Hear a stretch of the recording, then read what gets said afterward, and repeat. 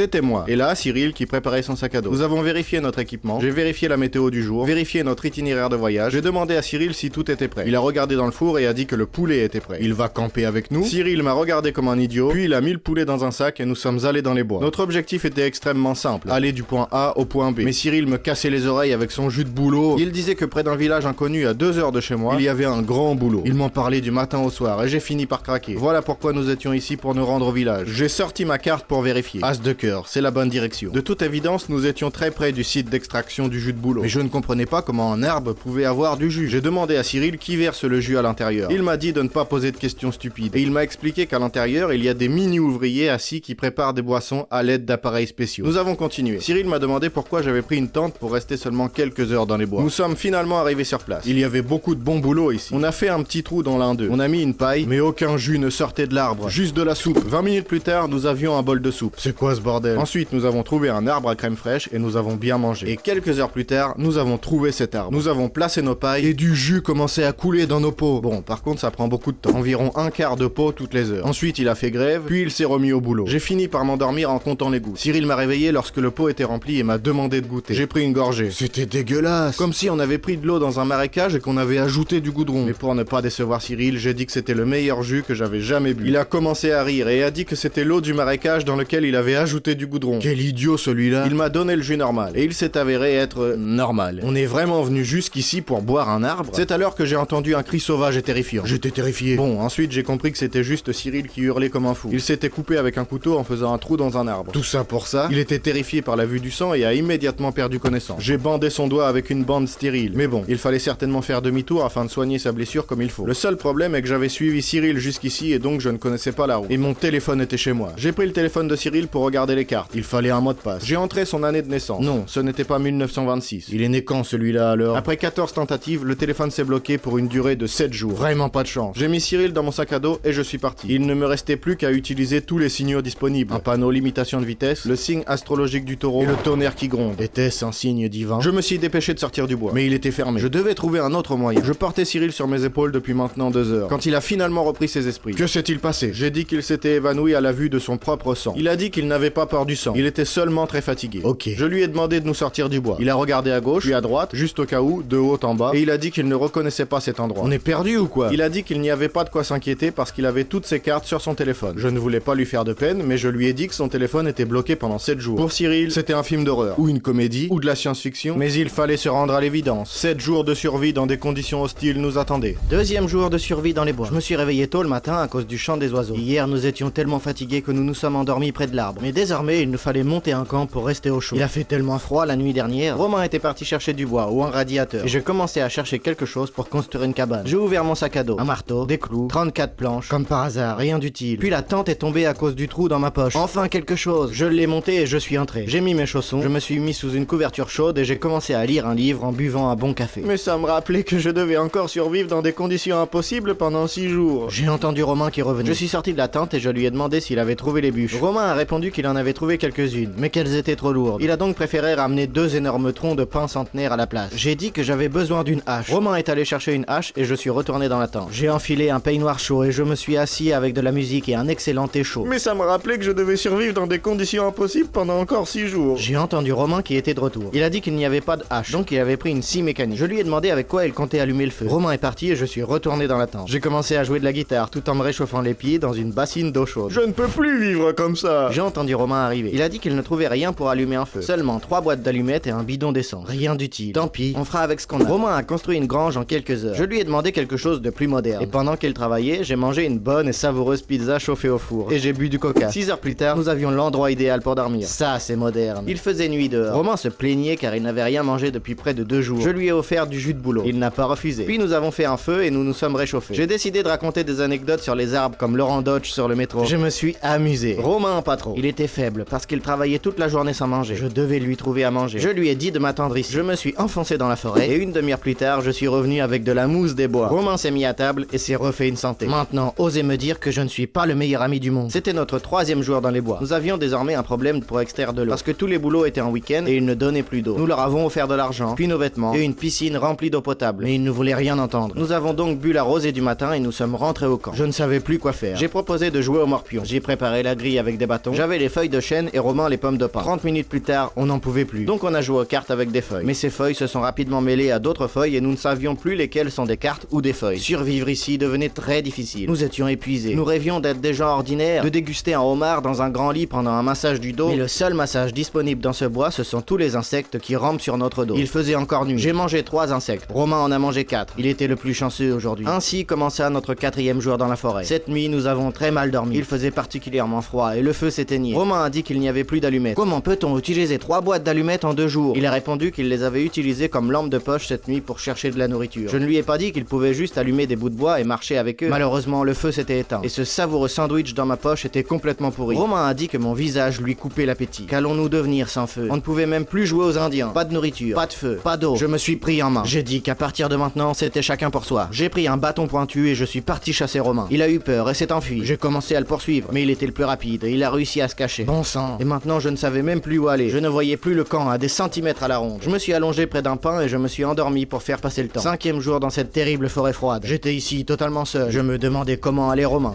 Je me sentais très bien. Sans Cyril, j'ai rapidement rattrapé le temps perdu. J'ai construit un nouveau camp. J'ai ramassé un tas de bois sec et je dégustais un loup juteux devant une flamme bien vive. Comment j'ai pu allumer un feu? Cyril m'a tellement énervé que j'ai frotté des silex pour me calmer. Et miracle, un feu est apparu. Quant au loup, je l'ai facilement maîtrisé avec l'élastique de mon caleçon. J'ai également trouvé un énorme point d'eau à proximité et maintenant je fais bouillir de l'eau propre. Alors que si j'étais resté avec ce loser, imaginez à quel point je souffrirais en ce moment. D'ailleurs, je me demande comment il va. Certainement bien, lui aussi. Quand j'ai entendu un bruit derrière moi, je me suis armé en 1 seconde. Je me suis camouflé, puis caché dans les buissons. Ce n'était qu'un pivert qui tapait sur l'arbre. Je suis allé voir Cyril et je lui ai demandé pourquoi il tapait sur l'arbre. Il était tellement heureux de me voir. Il est tombé à mes pieds et m'a supplié de lui pardonner. Ok, Cyril, ce n'est rien. Tu as juste essayé de me tuer. Allons manger une côte de loup. 6e jour dans les bois. Cette nuit-là, nous avons passé notre première vraie nuit de sommeil parmi ces arbres sans fin. Cyril s'était tiré et il a dit qu'il pourrait passer encore une semaine entière ici. Oui, mais malheureusement son téléphone allait bientôt se déverrouiller et nous allons rentrer chez nous. Je lui ai demandé ce qu'on allait faire aujourd'hui. Il a répondu tout souriant qu'il souhaitait prendre un bain de soleil. Excellente idée. Mais il s'est mis à faire sombre tout d'un coup. Et 1 minute plus tard, il a commencé à pleuvoir. Nous nous sommes mis à l'abri et sommes restés assis là toute la journée jusqu'à ce que la pluie s'arrête. Super la journée bronzage. Nous étions complètement trempés. J'ai essoré mes chaussettes. Cyril a fait un jus d'orange. J'ai essoré mon Panama. Cyril s'est mis de la crème pour le visage. Nous sommes finalement partis nous coucher après cette journée étrange. Enfin, le 7e jour tant attendu de notre survie dans les bois. Nous nous sommes assis sur un tronc et avons attendu que le téléphone se déverrouille. Plus que 20 minutes. Nous étions tellement excités. Plus que 5 minutes. Nous avons dansé de joie. Et maintenant, on pouvait débloquer le téléphone. Cyril a rentré son mot de passe. Mais le téléphone disait que 1926 n'était pas le bon mot de passe. Quel cauchemar. Il ne restait que 2 tentatives. Nous avons tenté une fois, puis 2. Le mot de passe était incorrect et le smartphone n'avait plus de batterie. C'était horrible. Nous allions rester coincés ici pour toujours. Puis Cyril a expiré lentement et a sorti une carte papier de la forêt. Il s'en est servi pour retrouver notre chemin. On doit avancer 500 mètres de ce côté. Il y aura une route qui va nous ramener jusqu'à chez toi. Et en 1 semaine, tu n'as jamais dit que tu avais une putain de carte de la forêt? Tu ne m'as jamais demandé si j'en avais une?